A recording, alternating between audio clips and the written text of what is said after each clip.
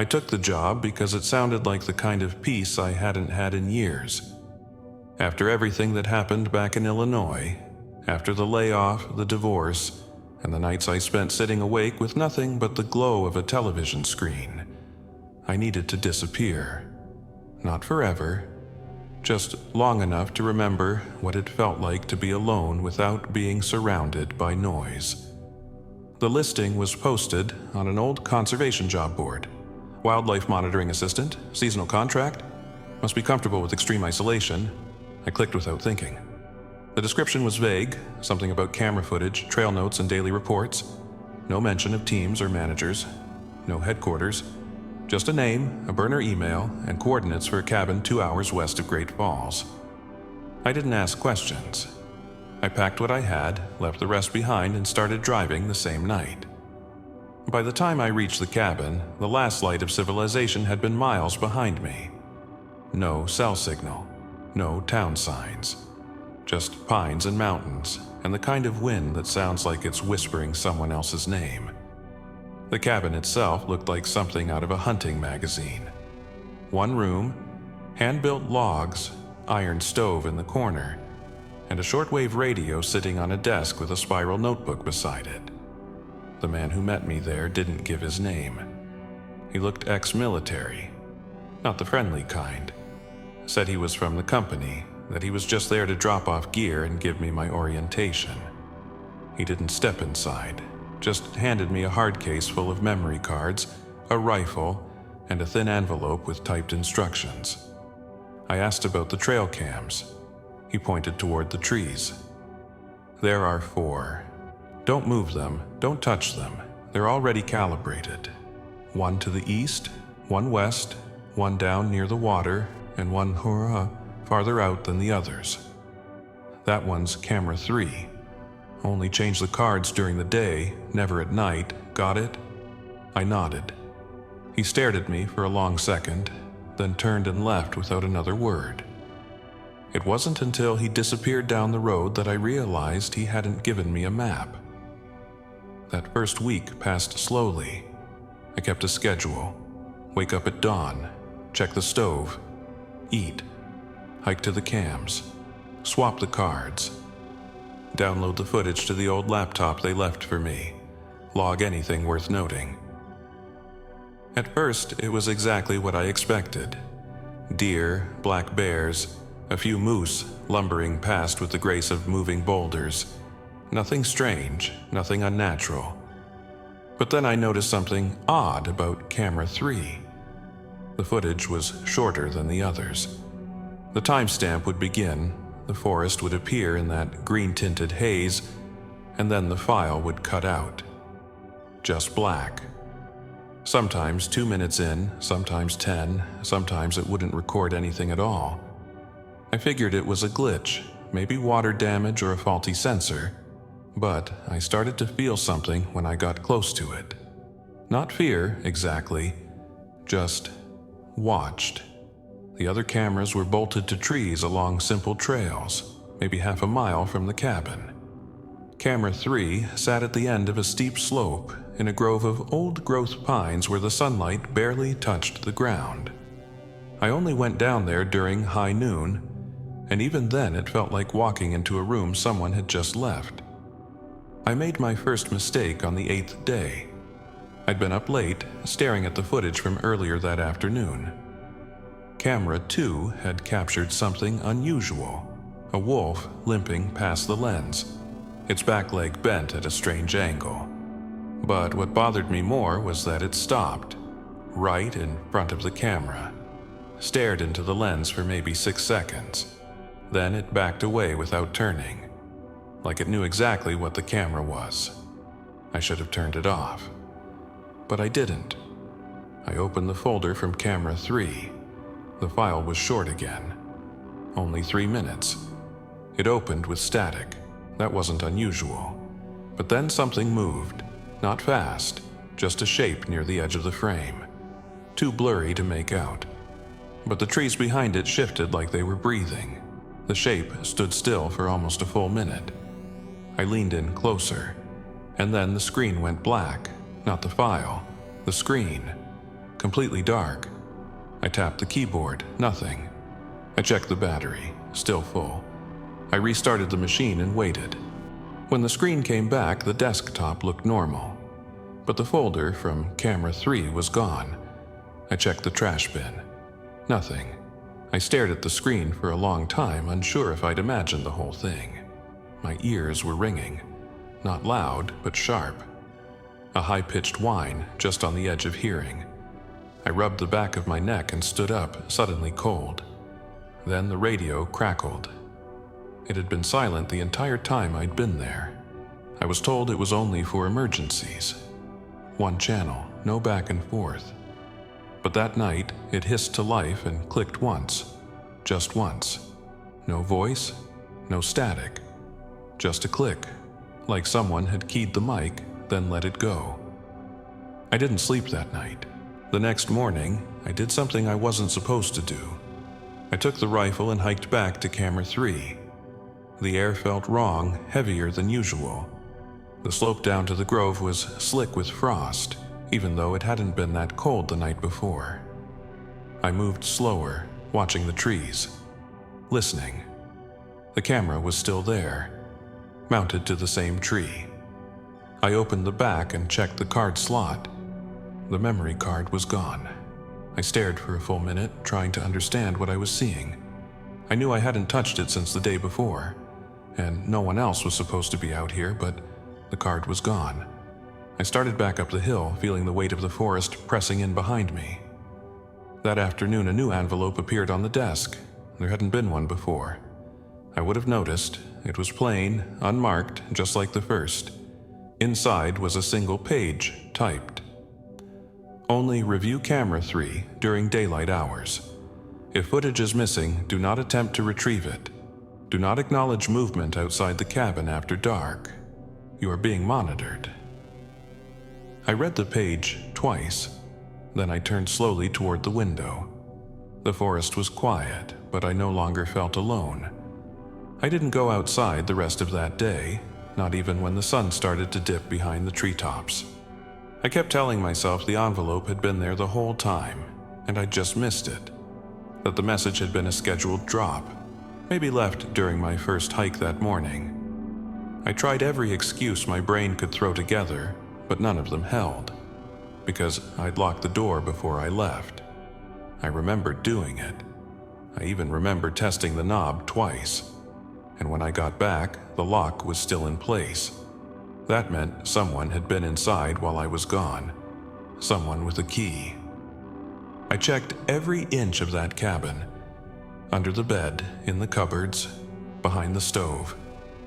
Nothing. No footprints, no sign of forced entry, just that single envelope placed dead center on the desk like it had always belonged there. The worst part was the line at the bottom. You are being monitored. It felt like a threat. But more than that, it felt like a warning. That night, I left the radio on. Just the soft hum of the empty frequency. I didn't open the laptop. I didn't even look at the trail camera cards. I just sat by the stove staring into the flames, waiting for something to happen. Nothing did. At least, not at first. It was just after midnight when I heard the knock. It wasn't loud. Just one single deliberate knock on the cabin wall near the back window. Not the door, the wall. Like someone standing just behind me, tapping once to make sure I heard. I froze. The rifle was leaning by the stove. I didn't move for it. The knock didn't come again. I waited for minutes, trying to hear footsteps. Branches breaking, anything. But there was nothing. Just wind and the low pop of the fire beside me. Then the radio clicked. Same as before. One single press of the mic. No voice. Just acknowledgement. I didn't sleep. I just sat there with the rifle on my lap, staring at the door. When the sun finally rose, I stepped outside. The air was sharp and cold, biting through my clothes as I walked around to the back of the cabin. There were no tracks. The frost still covered the ground, untouched, except for one place, under the back window, where the snow had melted into a perfect circle of damp earth. No print, no marks, just heat, as if something had stood there for hours. That was the first morning I skipped the trail cams. I didn't go into the trees. I didn't want to see what camera 3 had caught. I didn't want to find another envelope. I didn't want to know what else I was ignoring. But the forest had a way of reminding you it was still watching. Around noon, I stepped out to gather firewood from the pile behind the cabin. That's when I noticed the birds were gone. Normally, there'd be crows or woodpeckers flitting between the branches, making noise. But that day, the forest was silent. Not quiet, silent. Like the whole place had taken a breath and refused to let it go. That's when I noticed something strange about the tree line. One of the trees farther out, just barely visible from the cabin, looked different. Not broken or damaged, just wrong. Its bark was smooth, but the color was off.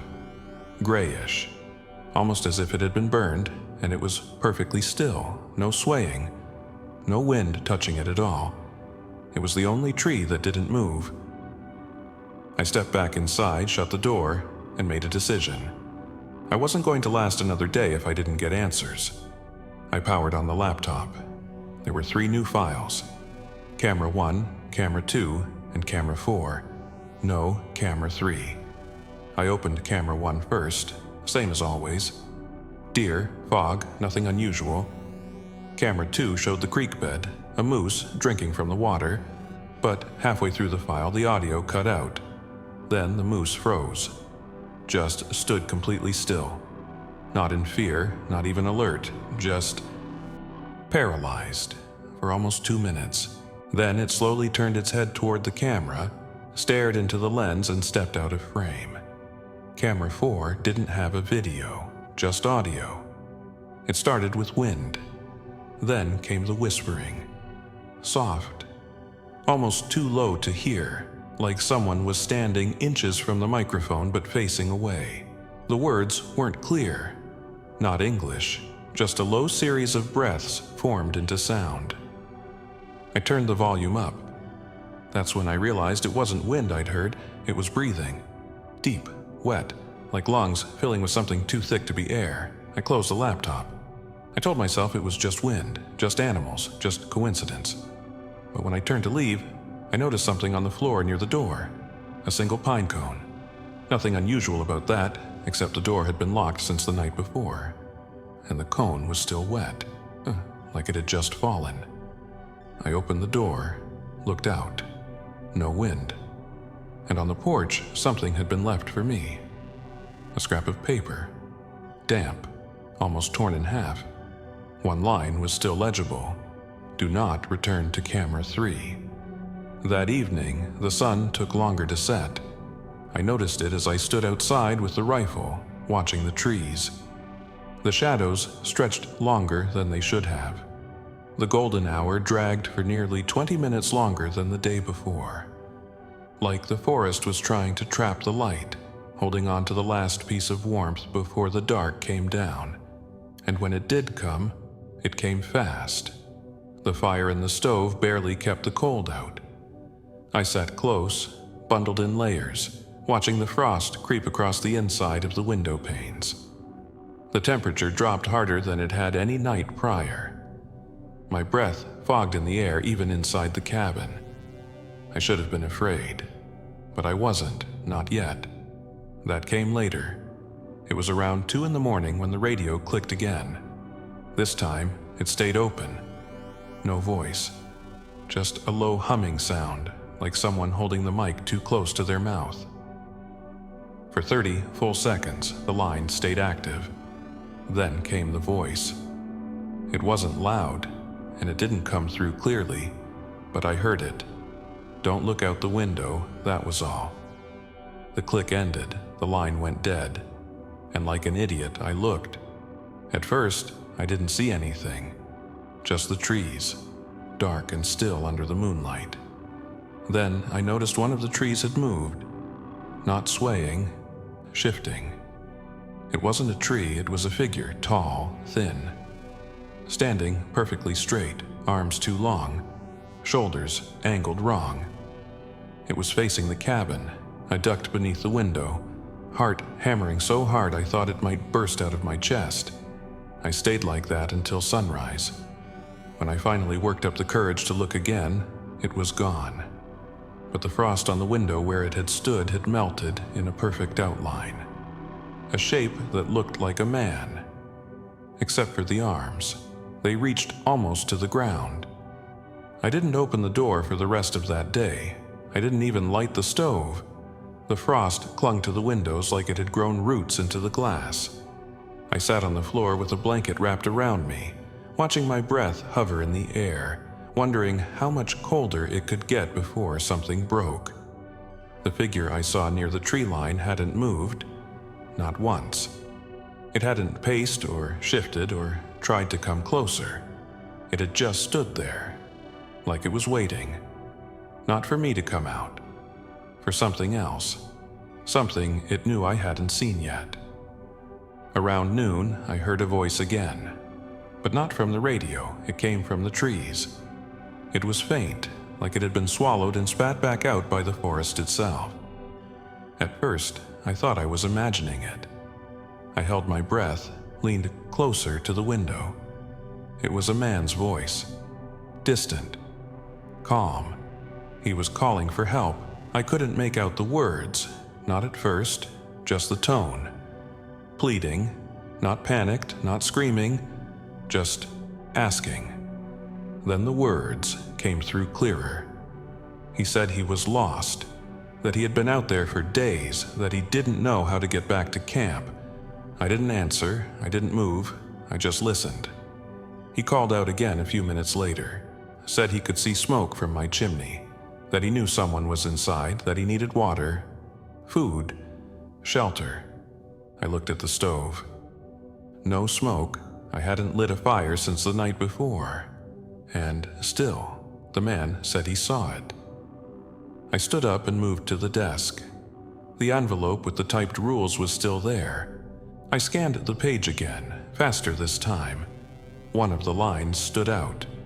Do not respond to voices outside the cabin after dark. They are not asking. I waited. The voice grew quieter. Then it stopped, but I didn't feel safer. That night, I heard something at the back of the cabin. Not footsteps, scraping, like claws dragged across the wall just beneath the window. Slow, deliberate arcs, over and over. Then came the knock. Just one, same as before. I held the rifle in my lap and tried to breathe slowly. My hands were shaking. I didn't know how long I sat like that, but at some point I must have dozed off, because when I woke up there was another envelope on the floor. This one wasn't on the desk. It was under the window, just inside the melted patch of frost where the shape had stood the night before. I picked it up with trembling fingers. No seal, just a fold. I opened it. The paper inside was wet, smudged, like it had been written in water, not ink. Only 3 lines were still legible. Do not acknowledge the voice. Do not attempt contact. It has remembered you. I burned the note in the stove. The next day, I forced myself to go outside. I told myself, if I didn't move, if I didn't return to routine, I'd lose my mind in that cabin. I needed to do something, anything. So, I packed the cards. I left camera 3 alone. Just the others. Camera 1 showed nothing. Camera 2 had no audio. Camera 4 was blank, no footage, no files. Just a corrupted folder. I tried refreshing. Nothing. Then I noticed a new folder on the desktop. It hadn't been there before. It was labeled Live. I didn't click it. That night, the power flickered. The cabin ran on a generator out back. It had worked fine until now, no drops, no interruptions. But just after 1 in the morning, everything blinked. Lights, laptop, radio, and when it came back, the folder had changed names. It now read Look. I shut the laptop and didn't touch it again. The temperature dropped even lower the next day. I didn't light the fire. I didn't want the smoke to draw anything closer. I didn't want whatever was out there to know I was still here. But I think it already did. I was sitting on the bed, wrapped in my coat, when the smell started. At first, it was faint, sweet, almost like rotten fruit left out in the sun too long. Then it deepened, soured, became thick and heavy, like something dead had crawled into the walls. I checked under the bed. Nothing. I pulled the mattress back. Empty. The smell was coming from the door. I opened it slowly, heart pounding. There was a rabbit on the porch, but it wasn't whole. Its body was intact, but the skin had been peeled back, not ripped, peeled. Like someone had slowly stripped it layer by layer and left it as an offering. Its eyes were gone. I shut the door and threw up in the sink. The smell lingered. It soaked into the walls, into my skin. No matter how hard I scrubbed, I couldn't get it off. I started to wonder if I was going to smell it for the rest of my life, however long that might be. That night, I stayed awake until just after 3. Then the knocking came again, but this time it wasn't alone. Voices, 2, maybe 3, all speaking at once, not words, just noises, like someone trying to mimic speech without understanding it. Then I heard my name. Not from the door, from the radio. It crackled, hissed, then cleared, and in my own voice, it said my name. Twice. Then silence. I didn't sleep at all that night. The following morning, I found Camera 3's memory card sitting on the desk. No explanation, no envelope. Just the card. I stared at it for a long time. Then I slid it into the laptop. The file opened with blackness. Then came the forest. Same as always. But the trees were wrong. They leaned in, closer than they should have, like the lens had warped. A shape moved in the background. It was tall, pale, but its edges didn't make sense. They shimmered, shifted, like it was trying to choose a shape and failing. Then the audio kicked in. Breathing, low, fast, then something else, a voice. It whispered something I couldn't understand, over and over. Then it said my name again. I paused the footage, stared at the frozen frame. The shape was closer now, half visible. Its head was tilted. Its arms hung at its sides, and behind it, in the shadows, dozens of smaller shapes watched. None of them moved. None of them blinked. They were all staring at the camera. I closed the file. I shut the laptop. I sat in the dark, waiting for the sun to come back. But the sun never came that day. The sky lightened, then stopped. Just a pale gray that hovered above the trees and never changed. And in that grayness, I saw something move. Not in the trees, above them. Something long, something black, something watching. I stepped away from the window, and the radio clicked once. Then again, then a third time. I didn't answer, but I knew I was no longer alone. I didn't keep track of the days after that. The clock on the wall still worked, but the light outside didn't match it anymore. Morning came late, night came early. Sometimes it felt like the sun was rising in the wrong place. I stopped going outside. I rationed what little food I had left. I stopped using the stove. I drank water from melted snow, careful not to stay near the windows while I waited for it to boil. It wasn't the cold that scared me. It wasn't the hunger. It was the waiting. Waiting for the next knock, the next voice, the next message from something I couldn't see and couldn't stop. The radio clicked again 3 days after I found the skinned rabbit. I hadn't turned it off. I don't think I could have if I tried. It was part of the cabin now, part of this thing. But this time the radio didn't whisper, it laughed. It was low at first, almost human, but the more it echoed through the cabin, the less right it sounded. Like someone pretending they knew what laughter was supposed to feel like. Like someone watching a video of it on a loop, mimicking the sounds without understanding why people make them.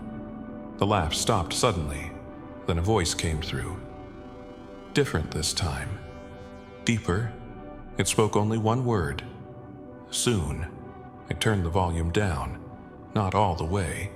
Just enough so it wouldn't echo. I went to the window. Nothing moved in the trees. But the air was wrong again. Still, like even the weather was holding its breath. I sat back down at the desk, opened the laptop. I hadn't touched it in days. I don't know why I opened it. Maybe to prove something to myself. Maybe because I thought if I ignored it all long enough, it would go away. There was a new folder on the desktop. This one didn't have a name, just a blank icon. I opened it. Inside was a single video. No label, no timestamp. I clicked play. At first, it looked like the feed from camera 3. Same forest, same frame. But something was different. The angle, it was lower than before, like the camera had been moved closer to the ground. Then I realized it wasn't a trail cam feed. It was a recording from inside the cabin, from right behind me. I froze. The angle was wide. It showed the back of my head. Me, sitting at the desk, staring at the laptop, just like I was doing now. I turned around slowly. No camera, no light, nothing. But the footage kept playing. In the recording, I stood up. I walked toward the stove. I bent down to pick something up off the floor. And then I froze. In the video, not in real life, I paused the file. I stared at the frame. The way my body twisted, half bent, face just barely visible. My eyes were looking past the camera, straight ahead, and my mouth was open, not screaming, smiling. I shut the laptop. I didn't open it again that day. That night, the dreams started. I don't usually dream, not that I remember, but now, every time I closed my eyes, I saw the trees. Not from the trail cam, from above. I floated through them, over them, between them. And something else floated with me. I never saw it. Not clearly, but I felt it, dragging behind me, watching, waiting. And in the dream, I always ended up in the same place. A clearing, circular, surrounded by stones, and in the center, a hole. Not dug, not man-made, something older. It breathed. I woke up sweating, breath shallow, heart racing. The air inside the cabin felt thick, like it hadn't moved in hours. I opened the door to get some fresh air. There was something standing at the bottom of the steps. I didn't see it move. I didn't hear it walk up. It was just there. Not tall, not short, no face, just a shape. Its head tilted once, slow, like it was learning how. I stepped back inside and shut the door. The wood creaked behind me, like someone had put their full weight against it. The next morning, there was snow. Not around the cabin, not on the roof, just one patch of snow in the middle of the clearing beyond the trees, perfectly circular.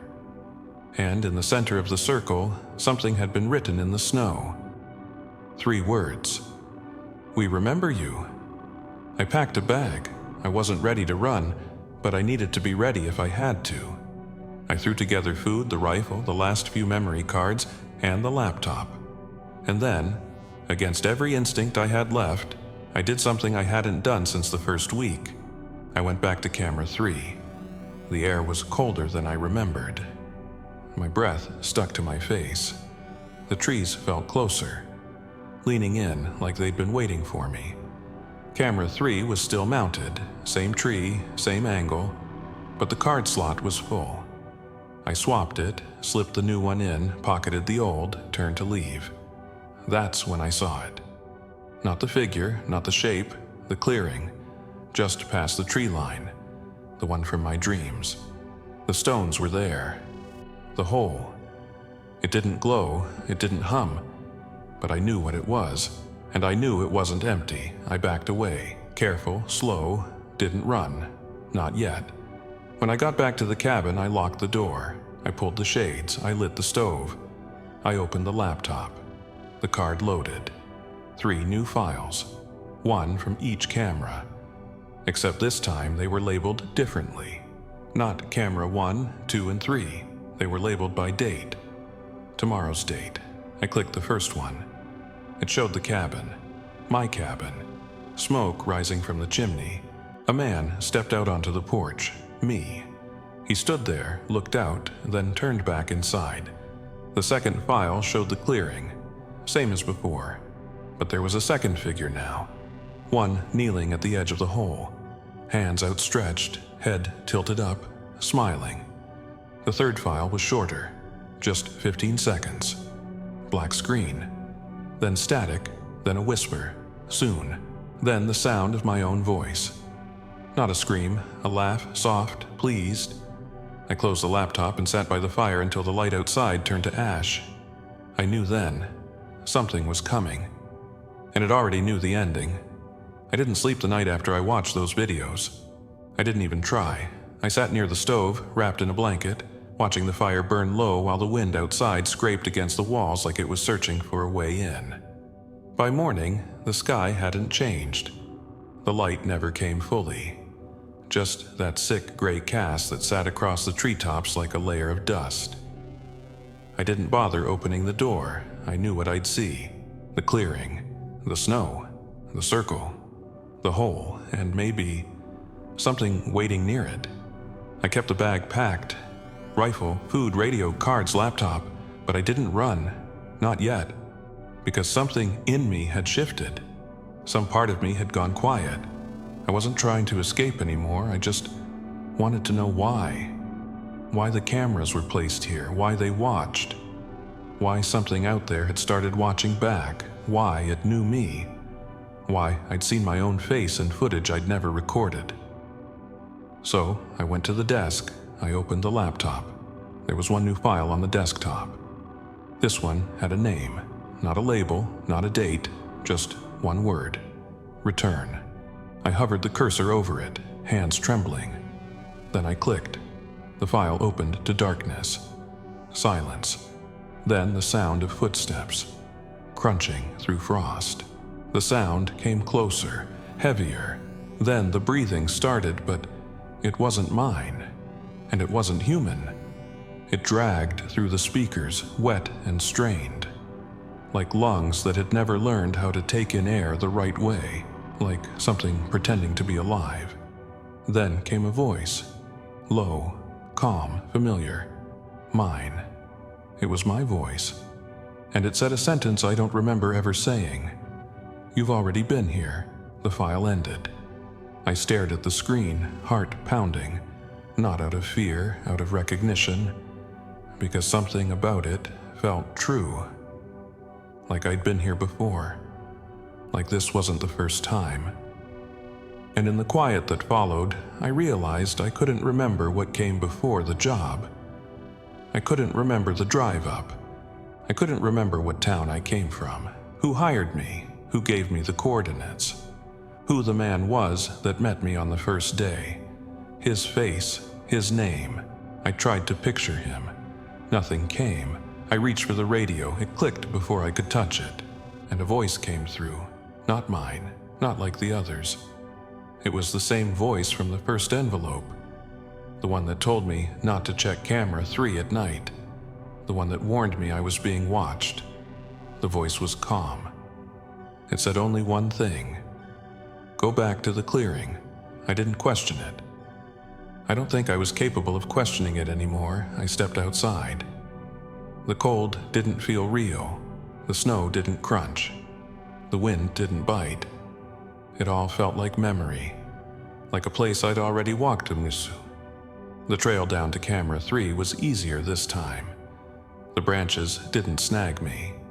The slope didn't pull at my boots. The forest let me pass.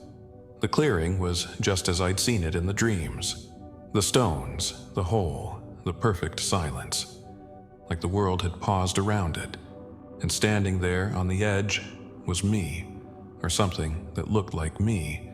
It didn't move, it didn't speak, it just watched. I stepped forward slowly, the rifle loose in my hand. I felt it before I saw it. The breath, rising from the hole. Cold, but alive. Rhythmic, like the earth itself was exhaling. The other version of me didn't flinch. I stepped closer, I looked down. There was no bottom, just shifting dark. And sound. Voices. Not loud, not clear, not in any language I recognized. But they knew me. They said my name, softly, with reverence. The other me turned toward me then, smiled, and spoke. He said it plainly. "You came back." I didn't respond. I didn't need to because I remembered. The job, the trail cams, the footage. It was never about watching wildlife. It was about watching them. And now it was my turn. The other me stepped back into the trees, and I took his place. The hole was quiet now, still, waiting. The laptop is still in the cabin. The radio still hums. Maybe someone else will come. Maybe they'll find the listing. Maybe they'll bring new cards, swap the memory. Maybe they'll sit in the dark, wondering why the recordings don't stop. Maybe they'll open a file and hear their own voice say the same thing I once did. I just needed a quiet job. One night shift, one paycheck, that was it. But this place doesn't give anything. It remembers, and it watches. Even now, I can hear it breathing under the snow. Not asleep, not awake, just waiting.